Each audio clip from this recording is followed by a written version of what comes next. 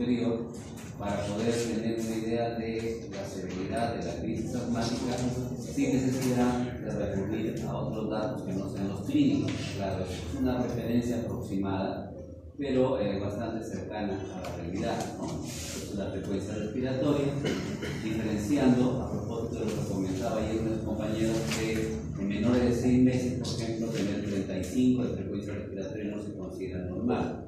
En un niño de más de 6 meses, los de 25 puede considerarse todavía dentro de parámetros que podríamos llamar normales, ¿no? 25, 26 respiraciones por minuto. Entonces es claro de que en pediatría los valores de frecuencia respiratoria, de frecuencia cardíaca, también un poco la presión arterial, son diferentes a los de adultos, ¿no? La presencia de sibilancias, la evidencia de cianosis y el manejo de los músculos accesorios, ¿no? Entonces, de acuerdo a esa frecuencia respiratoria progresivamente aumentada, de acuerdo a la presencia de sibilancias, que pueden ser solo respiratorias, pueden ser de los dos tipos, pero solo audibles con el estetoscopio, o de ambos tipos, pero audibles sin el estetoscopio, también el puntaje se va incrementando. Una cianosis central y una cianosis generalizada, ¿no? También inclusive a nivel de lecho mundial. Y finalmente el número de paquetes accesorios que se usan, ¿no? Si solamente hay tirajes intercostales, si hay tirajes intercostales, y se usan inclusive los supraesternales, también llamados supraclaviculares, ya tendríamos una severidad cada vez mayor, y en la parte inferior está el puntaje. Entonces, para este caso que hemos entregado, de acuerdo a los datos clínicos que tiene el paciente, cuál sería su severidad de crisis. Tenemos en cuanto a frecuencia respiratoria un niño de 5 años que tiene una frecuencia respiratoria de tenemos ahí un puntaje de 2, ¿cierto? Luego, en cuanto a las sibilancias, entonces son inspiratorias y expiratorias audibles sin necesidad de usar el estetoscopio. Eso le da un puntaje de 3. Hasta ahí tenemos 5. Luego tenemos una cianosis, ¿no?, que está evidenciada en donde, en los labios, ¿no? Entonces es una cianosis que está a nivel central, perioral, en estado de reposo, sin ejercicio, y tenemos 2 puntos más, 7. ¿Y cuántos paquetes se está utilizando? Tenemos tirajes tanto tenemos 10, con ello tenemos una crisis asmática severa, ¿no? Entonces, de esa forma podemos tener un aproximado, ¿no?, una valoración aproximada de la severidad de la crisis que tendría este niño que estamos viendo en el caso clínico. La otra parte de la valoración, ustedes saben que existe una guía, que es una guía internacional para el manejo del asma, un consenso internacional, que es el GINA, ¿no? El GINA es una iniciativa global para el manejo del asma, una guía a nivel mundial. De ese GINA, entonces, se han tomado algunos datos que pueden ayudar a corroborar la severidad, ¿no? Esta columna es sobre una crisis leve, esto sobre una moderada y esto sobre una grave. Entonces, en una leve, la flujometría está por encima del 80% del mayor valor que el paciente haya extraído, ¿no?, del mejor registro que haya tenido. Para hacer la flujometría obviamente tiene que soplar, ¿no?, y los niños más pequeñitos no van a ayudar en esto, tiene que ser para niños o jovencitos que tengan más de 12 años para poder tener más o menos un dato de la flujometría. Un niño como el que está acá probablemente no se va a poder evaluar así.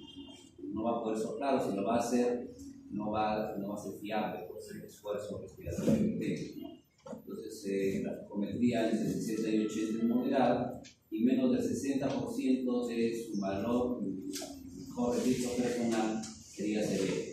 Lo otro que sí nos puede llevar en este momento es la presión de gases, ¿no?, arteriales, en este caso la presión arterial de oxígeno, la presión arterial de CO2. Para ello, claro, necesitamos un AGA. Y finalmente la saturación, ¿no? La saturación sí la tenemos. ¿Cuánto tiene saturación? 86. Tiene 86%. Está en menos del 90%, se correlaciona más o menos con menos de 60 milímetros de mercurio de presión arterial de oxígeno. Esta es una crisis severa, severo, grave, leve. Y esta crisis severa, con esa presión arterial de oxígeno, le llamamos insuficiencia respiratoria. Estamos en una insuficiencia respiratoria, por lo menos hipoxémica. No tengo yo los datos de CO2, pero esto parece de tipo 1, básicamente hipoxémica. Entonces, otra cosa que podemos identificar en este paciente. Estos apellidos tenemos que...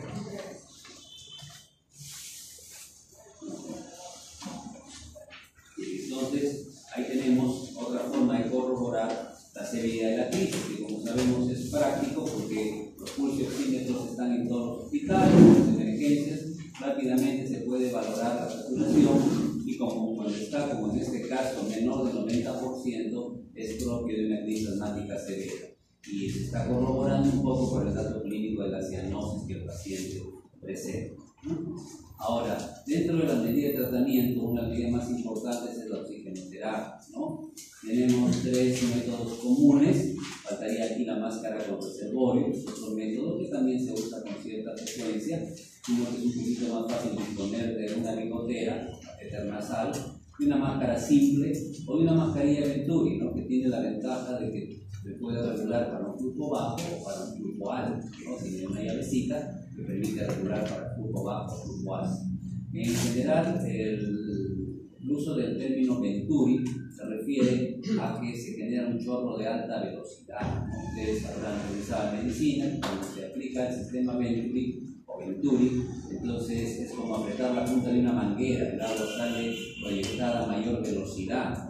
Eso hace de que se requieran volúmenes más grandes de oxígeno para conseguir saturaciones que no son muy altas.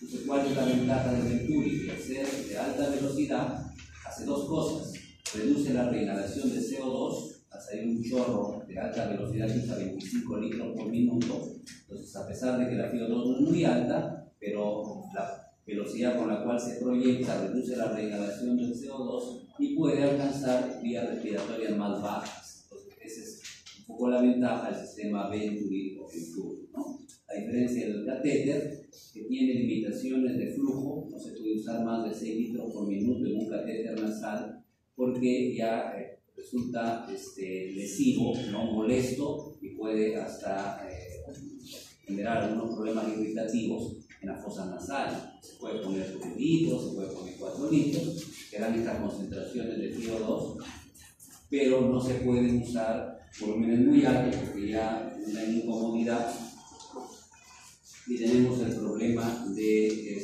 la irritabilidad de las vías de las fosas nasales.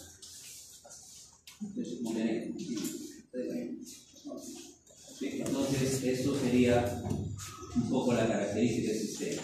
La mascarilla simple, utilizando flujos intermedios, produce saturaciones que pueden llegar hasta un 60% aproximadamente, ¿no? Concentraciones de oxígeno en aire inspirado de un 60%. A diferencia del Venturi, estamos diciendo de que acá, como no es un chorro de alta velocidad, el oxígeno administrado se mezcla con el CO2 exhalado. Entonces puede haber una reinhalación de CO2 que es mayor que la que se produce con el sistema Venturi. Y más o menos esa es la diferencia principal. Por supuesto que 25 litros por minuto para llegar a un FiO2 de 50 es un gasto excesivo de oxígeno, ¿no? Y la máscara reservorio puede conseguir saturaciones que están alrededor del 60% también, utilizando concentración de oxígeno un poco más baja, ¿no? No lo hemos incorporado utilizar. Algunos cuestionaron en algún momento la máscara reservorio porque podía regalarse un poco más de CO2, ¿no? Entonces, cuando hay insuficiencias respiratorias importantes, ya se pasa en todo caso a la intubación, ¿no? En cuanto a los medicamentos para el manejo del asma, lo que todos sabemos que se clasifican en dos grupos, ¿no? Los fármacos controladores y los fármacos de rescate. En el idioma original, pero todos sabemos que tienen que dominar este idioma, por lo menos en lectura, para poder acceder a la información apropiada. Los controladores, como sabemos, son medicamentos, ¿no?, que mantienen pues, el asma, digamos, bajo control a largo plazo, ¿no? Esencialmente tienen efectos antiinflamatorios. Estamos hablando acá de qué grupo de fármacos. ¿Cuáles son los controladores por excelencia? Los glucocorticoides, ¿no? Los glucocorticoides. Por supuesto, también se pueden considerar controladores los fármacos como los beta-2 adrenérgicos de acción prolongada, o pueden incorporarse aquí los antagonistas de receptores de leucotrieno, ¿no? Estos pueden también entrar dentro de este grupo, pero esencialmente el principal controlador, como dice acá, el glucocorticoide inhalado, es el más eficaz controlador del que se dispone, ¿no?, actualmente. Y los medicamentos de rescate, que es el otro grupo de medicamentos que vamos a usar para la crisis, ¿no?, que se utilizan según necesidad, que pueden prevenir inclusive la broncoconstricción inducida por el ejercicio, que actúan de manera rápida en el alivio de los síntomas. Estamos refiriéndonos primero al salbutamol, ¿no?, o el fenoterol. Son equivalentes, no hay mucha diferencia. Vamos a ver por ahí un cuadrito que sugiere que tiene un poco que ver con el inicio de acción, pero después son equivalentes. Después tenemos aquí más al bromuro de hiperatrol, y se pueden considerar dos medicamentos de rescate más que se usan en circunstancias donde los anteriores no han producido una buena respuesta: el sulfato de magnesio y la teofilina. Esos también son medicamentos de rescate. No la teofilina que se administra a largo plazo, sino la teofilina inyectable, que en nuestro medio se llama aminofilina, viene como ampollas de aminofilina. Vamos a ver más adelante que es un medicamento un poco riesgoso, entonces no se usa con mucha frecuencia, tiene un poco de precaución para su utilización. También lo vamos a mencionar. Entonces, el tratamiento del asma, si bien se puede usar todas las vías, hay presentaciones orales, todavía es salbutamol, que algunos los administran. Sabemos que debemos utilizar la vía inhalatoria, ¿no? Es más eficaz, la opción es más rápida y además tiene muchos menos efectos adversos, ¿no? Eso es así, ¿no? Es la vía preferida para conseguir concentraciones locales apropiadas, ¿no?, con menos efectos adversos. Entonces, la vía preferida debería ser la inhalatoria. En cuanto a los beta-2 agonistas de acción rápida, ¿no?, obviamente son los de elección para aliviar la broncoconstricción y para prevenir la broncoconstricción inducida por el ejercicio. Un asmático antes de hacer actividad física puede aplicarse por medio de 12 años a 14 años 2 puffs de salbutamol, ¿no?, inhalar 2 puffs de salbutamol, y esto en todos los grupos etarios, ¿no?, va a prevenir un poco la broncoconstricción inducida por la actividad física, y son estos pues, los medicamentos de elección para el control, para el rescate, ¿no?, para el alivio de la broncoconstricción. Y algo muy importante que creo que todos sabemos, que se relaciona con el término actual que se utiliza para decir si el asma está bajo control o si el asma es una enfermedad que no está controlada y que hay que evaluar esa posibilidad. El uso incrementado, sobre todo diario, de medicamentos de rescate como el salbutamol, entonces nos hacen ser o presumir que hay un deterioro del control del asma, ¿no?, y hay que reevaluar el tratamiento porque algo está fallando si es que el paciente tiene que usar todos los días o casi todos los días el salbutamol. Eso sugiere que el asma no está controlada como proceso crónico que es el asma y que necesita reevaluarse el tratamiento. El coeficiente de deposición, o sea, cuánto del fármaco inhalado alcanza las vías respiratorias bajas, está entre un 10 a 20%, ¿no? El con una técnica inhalatoria apropiada debe ser por lo menos un 10%, puede llegar hasta un 20%, que va hasta los bronquiolos respiratorios y produce el efecto terapéutico. Sin embargo, hay efectos adversos, que son consecuencia de la llegada del medicamento a la circulación sistémica. Un 80% o más, hasta un 90% puede ser deglutido a la circulación sistémica y producir los efectos adversos, generales, digamos, y parte de lo que llega a las vías respiratorias también se absorbe y puede producir este tipo de respuesta.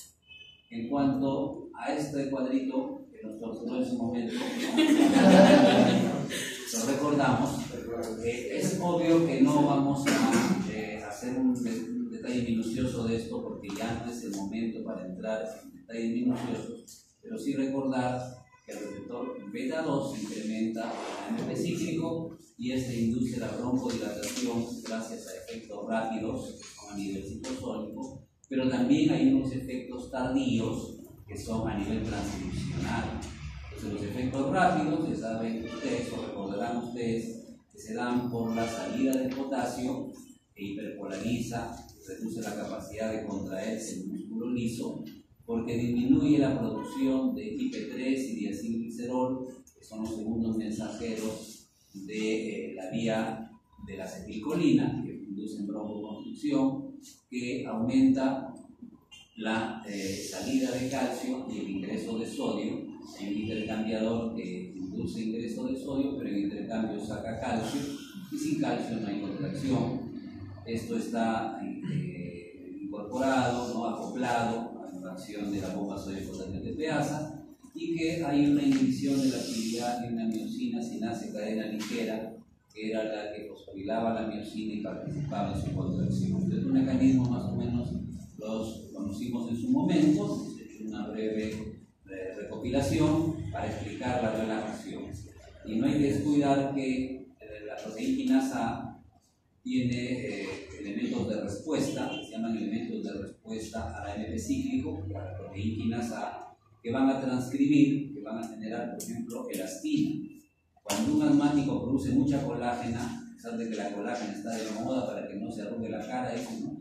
La producción de colágeno de tipo 2, de tipo 4, en los bronquios los endurece, los vuelve más rígidos. Entonces, el AMP cíclico, salbutamol, y mejor todavía protección prolongada como formoterol, salmeterol, ¿no? Indacaterol, que son beta-adrenérgicos de acción prolongada, activan la formación de proteínas como la elastina, reducen un poco la colágena y eso hace que el bronquio se mantenga distensible, elástico y no se torne rígido.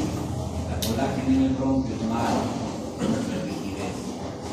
En cuanto a las características del salbutamol, también algo sobre esto ya vimos en un momento, ¿no? Los efectos dependen del AMP cíclico y de ellos la salida de potasio es uno de los más interesantes, porque es rápido.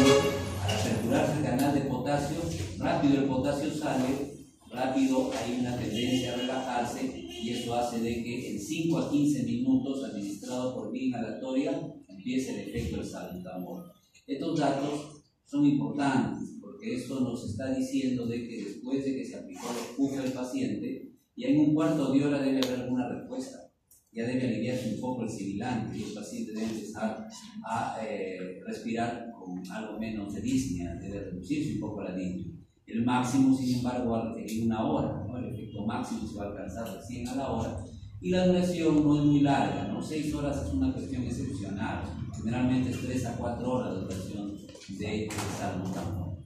Comparativamente con el hipratropio, hay que recordar que en el asmático el problema no es tanto de un tono adrenérgico elevado. En el EPOC hay un tono adrenérgico un tono colinérgico muy alto. En el asma no hay un tono colinérgico tan alto y es por eso de que el uso del salbutamol es más eficaz que el hipratropio. En un paciente que tiene enfermedad pulmonar obstructiva crónica, ¿no? El fumador y todos los que ustedes han estudiado, ahí ese hipratropio podría igualar la eficacia del salbutamol. Pero en un asmático, sobre todo un niño o un joven, el salbutamol siempre le va a ganar al hipratropio como broncodilatador, ¿ya? Porque el tono colinérgico, la actividad actividad de la acetilcolina no es tan alta en el asmático en general. Y la única diferencia con el fenoterol es que su duración puede ser un poquito mayor. El salbutamol puede durar las 3-4 horas que hemos dicho, capaz hasta 5. El fenoterol con la fruta llega a 3 y hay que repetir luego las 2. Entonces esa es la principal diferencia. Después todo el resto es igual, ¿no? Los efectos adversos por lo que pasa a la circulación sistémica, el estímulo de receptores beta 2 en el nodo sinoauricular, los receptores beta 2 que están a nivel del sistema nervioso central, hay receptores beta 2 centrales, pero también hay un músculo esquelético, y la hipotensión por vasodilatación puede entrar por el mareo. Interacciones con fármacos que son excitantes cardíacos, donde lo más importante es no olvidar a las antinas. Las antinas son la cafeína, son la teofilina. Entonces, el paciente que está usando teofilina, ¿no?, debe tener cuidado con el uso de salbutamol y viceversa. Si está usando salbutamol, administrarle teofilina o que tome cafeína puede inducir una arritmia o hasta una convulsión. Hay que tener cuidado con no combinar salbutamol o ser muy cuidadosos si es solamente indispensable con la teofilina o con la minofilina. Basta. ¿Puedes? Horna. Pásale.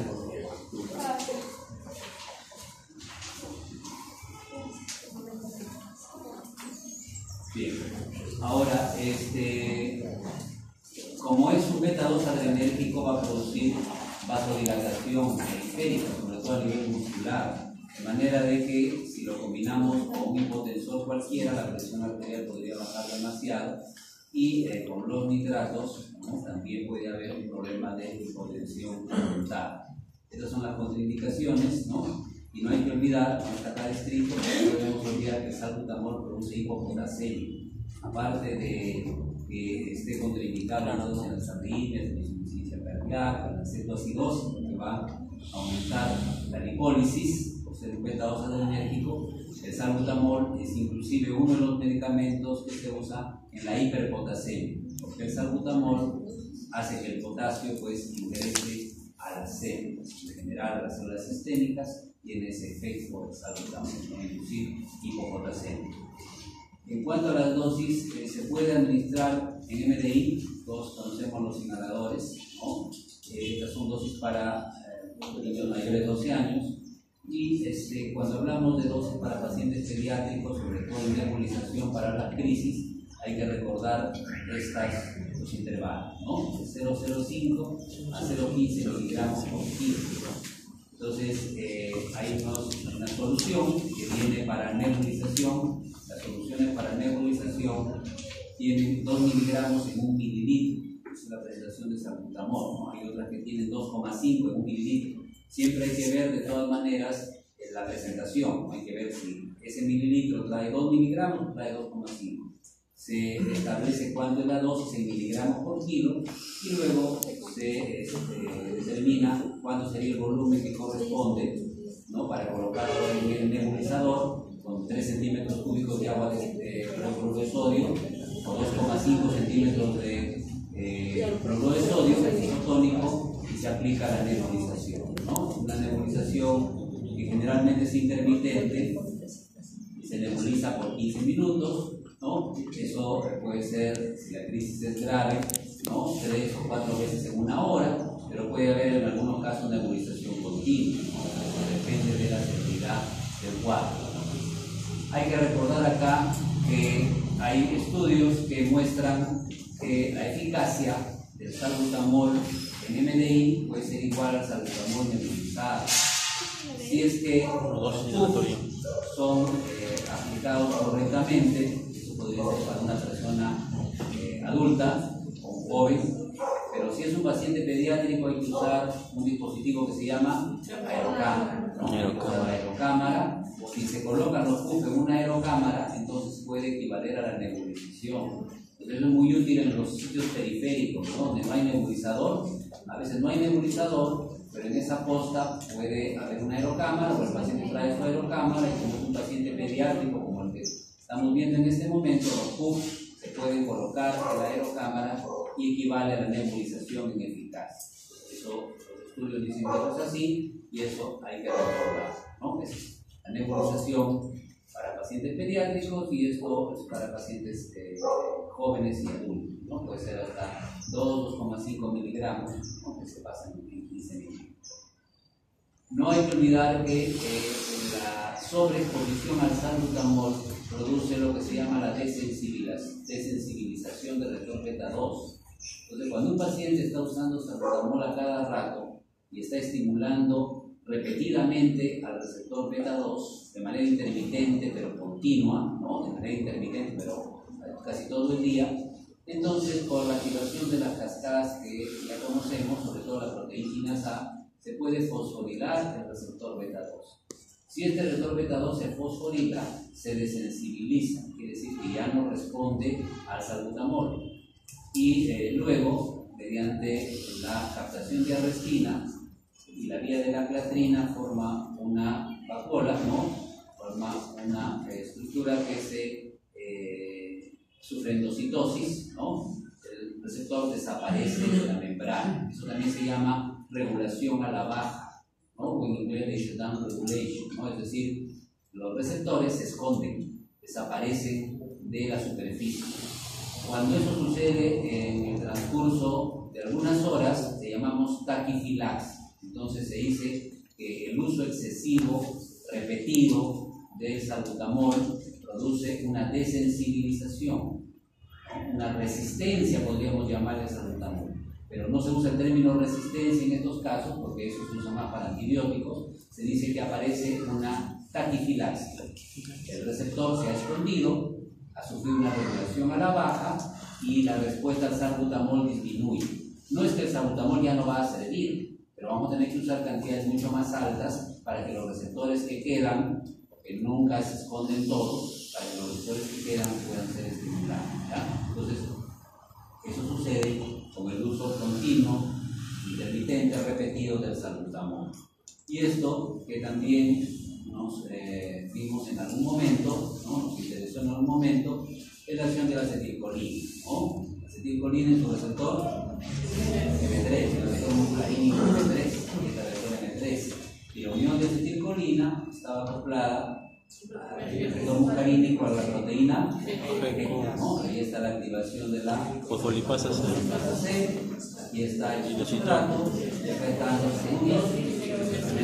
el ¿no? Glicerol, y los la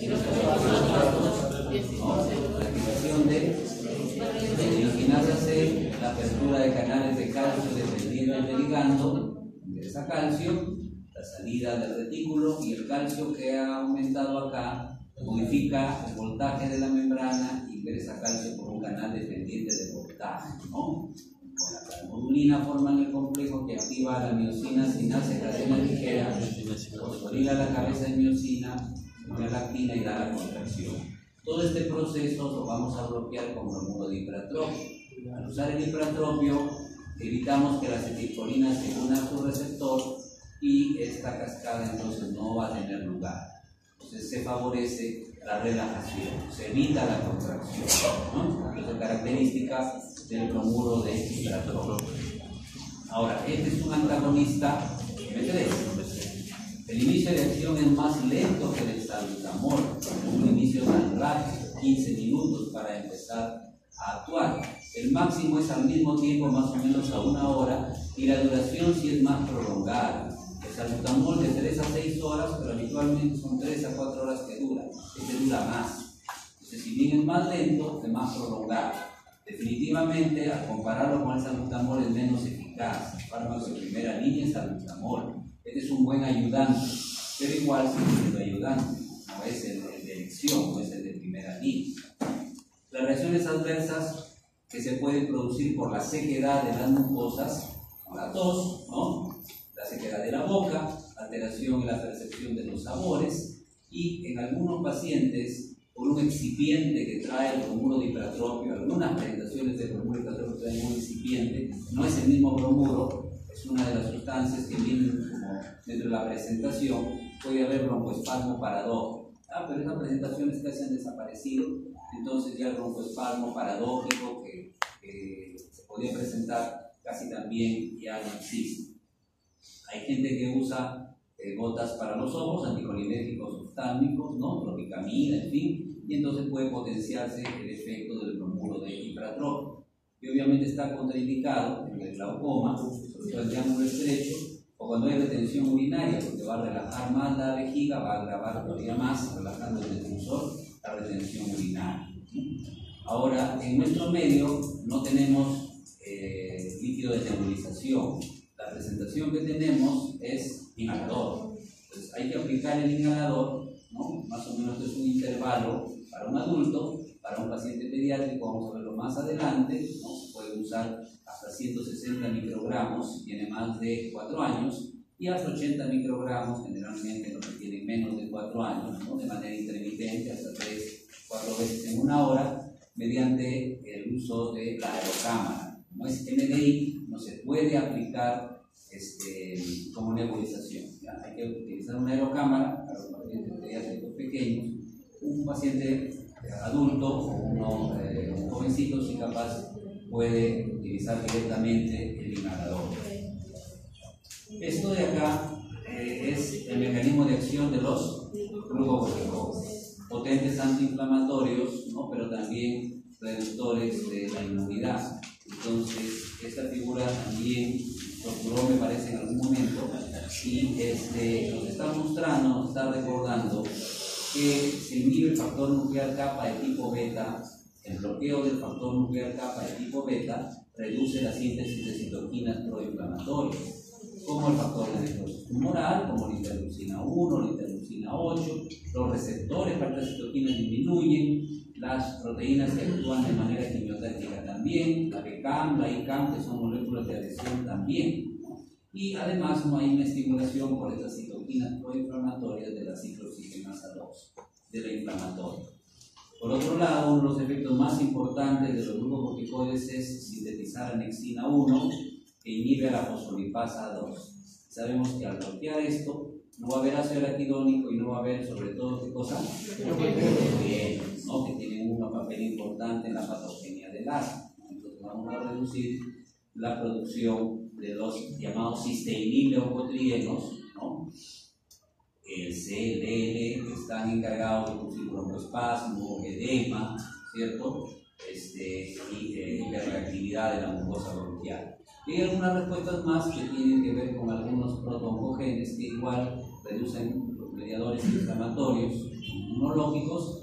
Igual en este caso hay una inhibición de aquellos estímulos, ¿no? Que favorecen la activación de los protooncogenes. La macrofosfatasa, por ejemplo, bloquea a una Janus o Jankinasa que activaba a estos protooncogenes, y la macrofosfatasa también bloqueaba a la MAP-kinasa que puede activar a la fosfolipasa 2. Pero las dos respuestas más importantes, capaz que no deberíamos olvidar, están relacionadas con el factor nuclear kappa de tipo beta y con la anexina 1. Nosotros tenemos glucocorticoides sistémicos y glucocorticoides inhalatorios.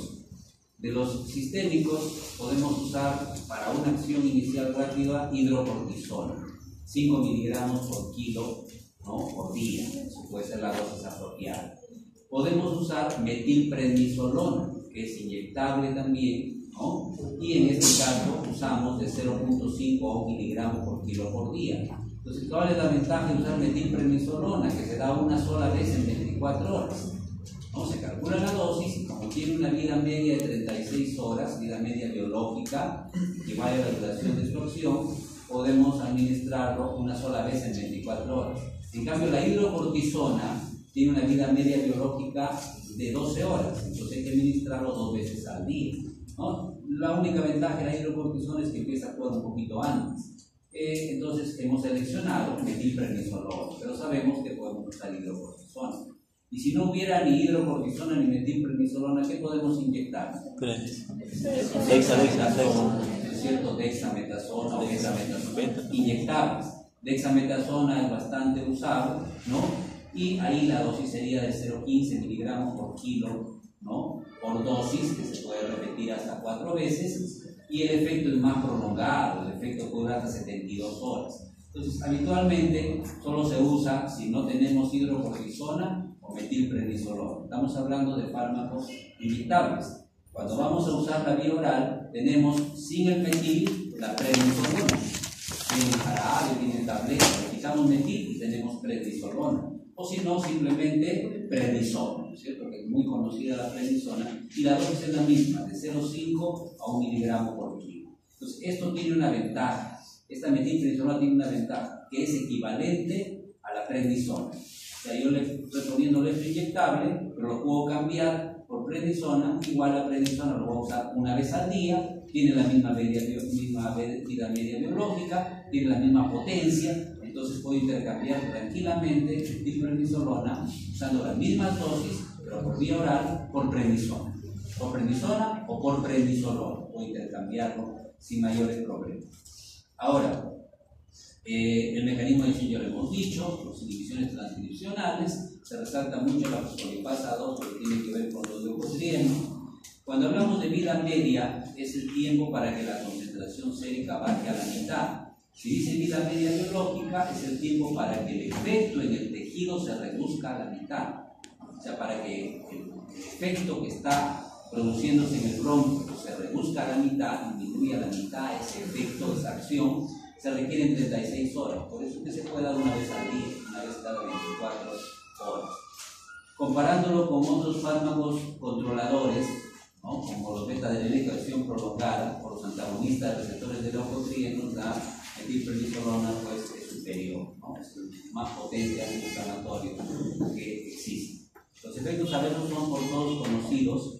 Aquí hay que resaltar que el uso prolongado de glucocorticoides, estamos hablando de un tiempo superior a 4 meses, superior a 4 a 6 meses, produce retardo de crecimiento, que a veces no se recupera, ¿no? Entonces, el niño va a la larga, si va a medir 1,70 m, se va a quedar en 1,69 m, ¿no? Entonces, va a haber un retardo de crecimiento porque se inhibe la hormona de crecimiento, la secreción de hormona de crecimiento, ¿verdad?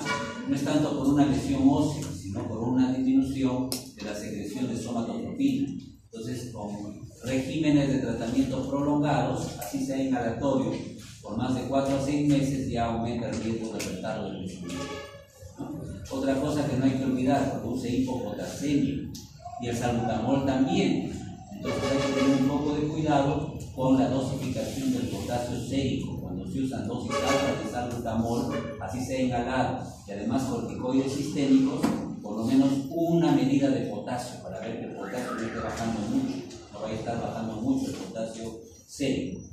Después ya estamos claros que con los años va a haber un problema de ulceración gástrica, toxicidad hepática, ¿no? Mayor riesgo de excitación cardíaca, y con la atropina, los corticoides pueden aumentar la presión intraocular, ¿no? Estas son las contraindicaciones.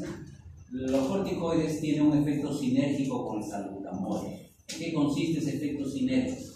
Los corticoides aumentan la expresión de receptores beta 2.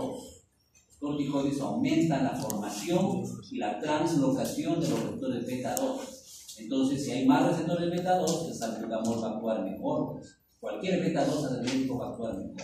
Eso es importante. Pero además también aumenta la expresión de receptores alfa. Entonces, si una persona tiene hipertensión arterial, le damos corticoides, la hipertensión arterial puede incrementarse. Además, retienen un poco de sodio, peor. Entonces, los hipertensos hay que tener cuidado. Obviamente, los ulcerosos, que se reducen las prostaglandinas del estómago y los problemas en el glaucoma. Y ahí está la dosis, el intervalo de dosis que se puede utilizar. Cuando hablamos de corticoides inhalados, entonces nosotros tenemos, ¿no?, la diclometasona y la fluticasona como dos de los fármacos que se utilizan más, están más disponibles en nuestro medio, son más frecuentes. Hay que considerar que las dosis están en función de la edad. Son corticoides inhalados, pero las dosis son en función de la edad. ¿Qué quiere decir eso? La dosis se mide en microgramos. MSG es lo mismo que microgramo. MSG significa milicentigramos. Ganas de fastidiar, en vez de poner microgramos, le ponen milicentigramos, la misma vaina. Microgramos, son microgramos. Entonces, para un paciente que tiene 13 años, para un jovencito de 13 años, darle 500 microgramos al día, que serían 5 puff, ¿no? Generalmente por la mañana, sería una dosis baja. Pero esa dosis que es baja para un niño o para un jovencito de 13 años, para uno que tiene 8 años, esa dosis de 500 microgramos es dosis alta. Entonces, la dosificación es de acuerdo al grupo etario, ¿no? Por encima de 12 años, entre 6 y 11 años, y con un poco más de cautela, sobre todo los niños menores de 5 años. ¿Ya? Y un poco más raro el asma en menores de 5 años, pero puede haber, ¿no? Y entonces ahí es un poco más cauteloso en ese tipo de pacientes, ¿ya? Con las dosis que se van a administrar. La teofilina, como sabemos, es un inhibidor de las fosfodiesterasas, que son las que degradan al AMP cíclico y al GMP cíclico. La fosfodiesterasa 3 y 4 destruye al AMP cíclico y la 5 destruye al GMP cíclico. Entonces, cuando inhibimos a las 3 y a la 4, el AMP cíclico no se destruye, aumenta la proteína quinasa A, y ya sabemos que cada vez que esto aumenta, ¿no? Por lo que sucede con el salbutamol, igualito con el salbutamol, al aumentar la proteína quinasa A, inhibe a las células inflamatorias, reduce la actividad de células inflamatorias y el efecto más importante, que es la broncodilatación.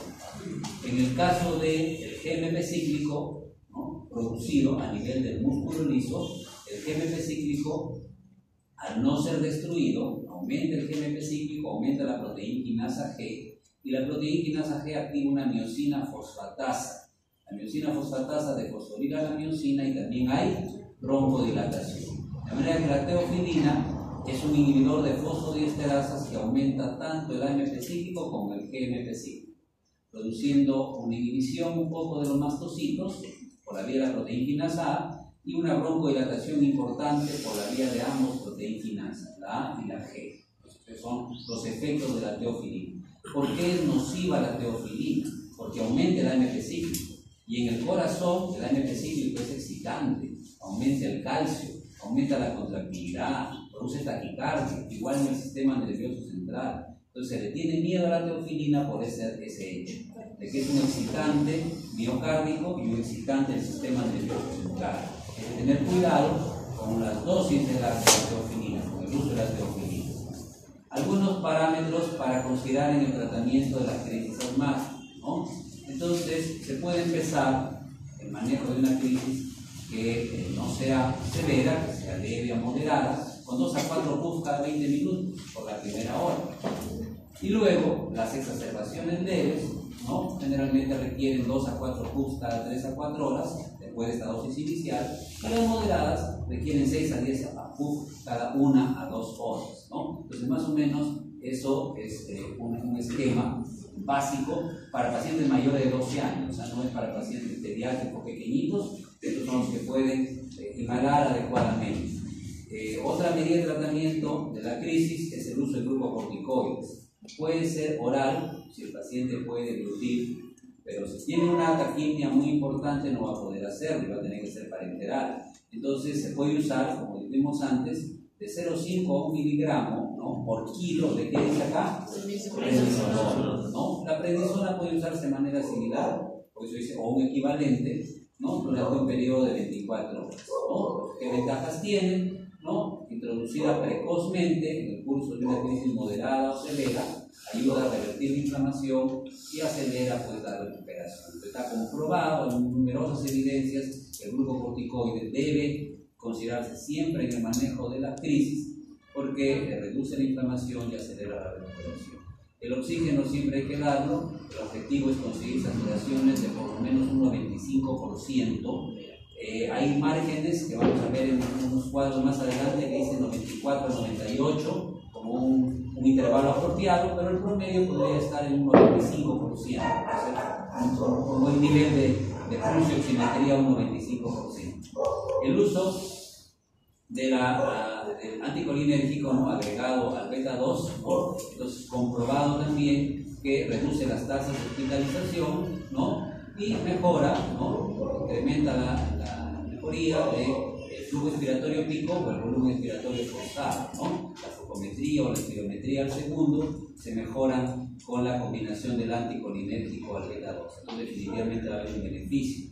Y las metilxantinas, como la teofilina, no están recomendadas agregarlas a pacientes que están usando altas dosis de salbutamol, ¿no? El problema es que cuando se usa la teofilina o la aminofilina es después de que se ha puesto salbutamol. Entonces hay el riesgo de que produzcan arritmias, como hemos dicho, y hasta convulsión, ¿no? Entonces, si ya el paciente estaba tomando pues teofilina, ¿no?, a dosis basales, entonces es conveniente medir las concentraciones C, ¿no?, antes de agregar más teofilina inyectada. Es una precaución que hay que tener. No se usa mucho la teofilina, pero hay algunos pocos pacientes que no responden bien al salbutamol o que no pueden usar corticoides y que a veces se apoyan en la teofilina, que es como el salbutamol pero administrado por vía oral, viene en jarabe, viene en tabletas, ¿no? No es un medicamento seguro en general. Finalmente, cuando no hay respuesta a la triada, creo que todos sabemos que la triada clásica en el manejo del asma, que nunca se debe olvidar, es todos los broncodilatadores. ¿Cuáles son? Salbutamol, cloruro de más un grupo de corticoides. La triada que nunca olvidamos, salbutamol, hipertrópico y grupo corticoide sistémico, puede ser metilprednisolona, prednisona, en fin, ¿no? Entonces se debe dar sulfato de magnesio.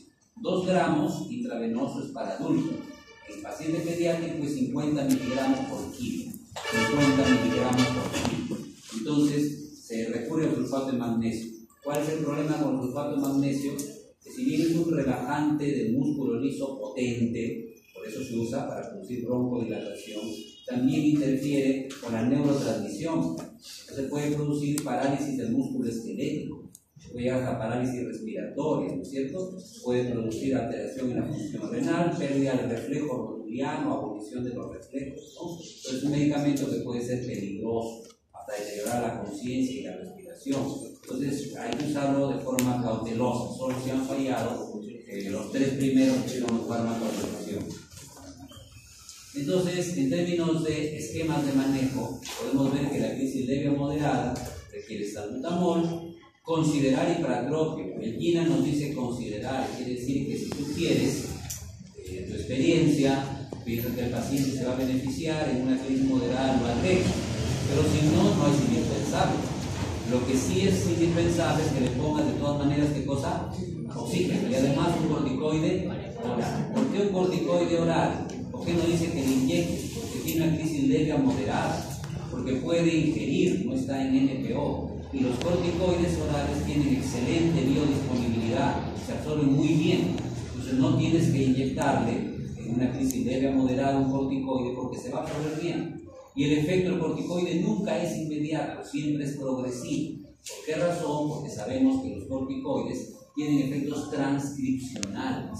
Modifican el factor nuclear kappa que forman anexina 1, sí, pero eso es a nivel nuclear. Los efectos nucleares siempre demoran algunas horas. No es que de inmediato se va a producir la respuesta al corticoide, ¿no? Empieza dentro de la primera hora y poco a poco se va instalando.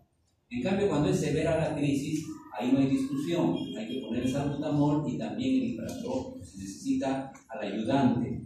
Aquí depende, si quiere sí, si no, no. Eso ya es un poco de juicio del médico, pero acá hay que ponerle, obviamente, el oxígeno. Eso es lo que decíamos, miren, entre 93 y 95, ¿no? Está bien, pero para los niños, te dice 94, 98, o sea, que sature un poco más alto, ¿no? Los niños siempre buscan saturaciones un poco más altas.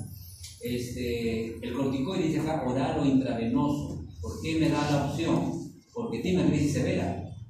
Si está aquí habla solamente con palabras, está todo cianótico, que ya se asfixia, ¿cómo lo vas a obligar a que tome por vía oral? Peor si es un niño, no se puede aspirar, entonces será corticoide sistémico.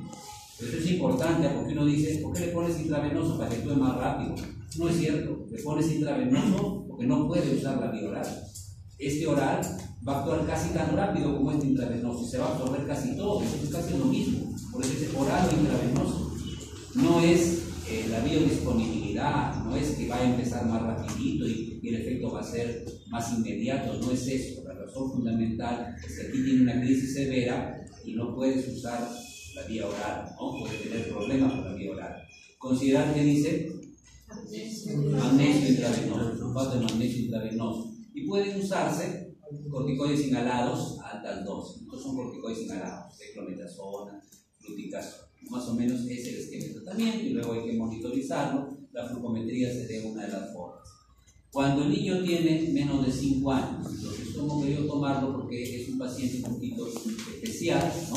Entonces, igual, si es leve a moderado, ¿no? ¿Qué hay que hacer? Salbutamol, oxígeno, ¿no es cierto? Y empezar con esto el tratamiento, ¿no? Monitorizarlo de cerca, ¿no? Y de acuerdo a la respuesta puede incluirse luego la administración de la prednisolona. Ahí está, hasta 2 miligramos por kilo, una dosis un poco más alta, ¿no? Continuar el tratamiento según se necesite. Si mejora al tratamiento inicial con salbutamol y oxígeno, que es lo que de inmediato hay que considerar.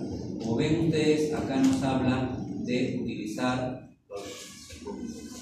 con 100 microgramos, ¿no es cierto?, mediante el inhalador, y considerar el espaciador o la aerocámara, ¿no es cierto?, o si no, también se puede usar 2.5 miligramos de salbutamol en nebulización. Esa es una dosis promedio, ¿no? Porque conforme sea más pequeñito es mejor calcular en miligramos por kilo. Y hemos dicho de 0,05 a 0,15 miligramos por kilo. Acá pone 2,5, pero será para uno de 5 años redondo quizá, ¿no? En todo caso, hay que precisar la dosis para nebulizar según el peso.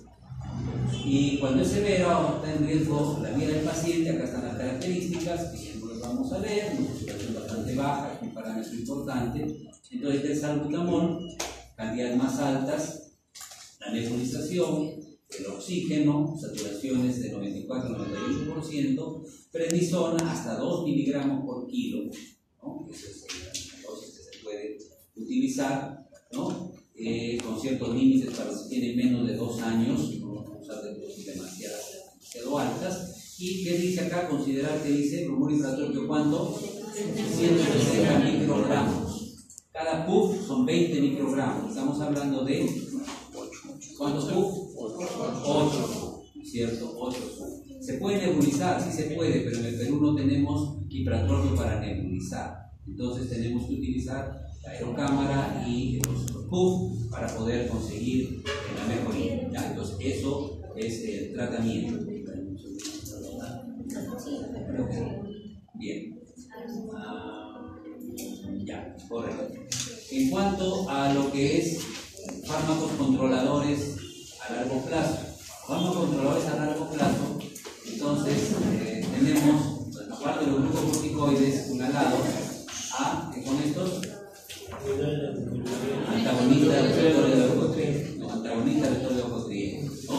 Entonces van a bloquear el receptor de cisteínil-leucotrieno, van a evitar que el leucotrieno C4, el D4, el E4 puedan unirse, y esta unión normalmente mediante la proteína GQ lo que va a hacer es incrementar el calcio, produce una contracción endotelial. Al contraerse el endotelio hay salida de líquido al espacio extravascular y se produce edema, ¿no? Si el endotelio se contrae, ahí se cierra el endotelial. Si el endotelio se contrae, por acá comienza a escapar agua y se produce un edema de la mucosa bronquial, ¿no? Por supuesto, va a disminuir el AMP cíclico y entonces eso en el músculo liso, donde también hay receptores para cisteínil-leucotrieno, va a favorecer la broncoconstricción. Además, si aumenta el calcio, también va a haber broncoconstricción. Pero se relaciona siempre a estos leucotrienos, no solo con la broncoconstricción, sino también con el edema de la mucosa bronquial. Esto es un tratamiento controlador. Esto se usa por vía oral, a las tabletas, ¿no? Produce una disminución de la broncoconstricción precoz y la tardía, disminuye la hiperreactividad bronquial, es decir, la broncoconstricción que se produce a la inhalación de polvo, a la inhalación de humo, qué sé yo, a la actividad física, ¿no? Entonces, la acción broncodilatadora es 1/3 de la del salbutamol, o sea, no son potentes broncodilatadores. Entonces, más o menos la tercera parte de la que se consigue con salbutamol, pero tiene una acción aditiva con estos medicamentos. Y la respuesta es variable. Se ha encontrado que los pacientes pediátricos menores de 5 años responden un poco mejor que otros grupos etarios. Entonces, es más apropiado, más adecuado pensar en antagonistas de receptores de leucotrienos, ¿no? Pensar en estos medicamentos para aquellos pacientes pediátricos en los cuales hay cierto temor de usar beta-osa de medicación prolongada, se puede considerar estos cefilucas, montelukasa. Las reacciones adversas son escasas, por ahí cefalea, la más temible una hepatotoxicidad y en algunos pacientes una irritación de la faringe. Entonces, eso es en cuanto a la crisis asmática. Entonces, antes de ir a los niveles de control, para no cansarnos, para lo que es asma crónica, vamos a la historia. Vamos a resolver una parte de la historia. Hay algunas cosas, pero vamos a resolver un poco más de la historia. A ver, identifiquemos los problemas de salud. Teóricamente lo hemos estado haciendo, pero como hemos estado en un diálogo de otra cosa, no sé si vamos a ver.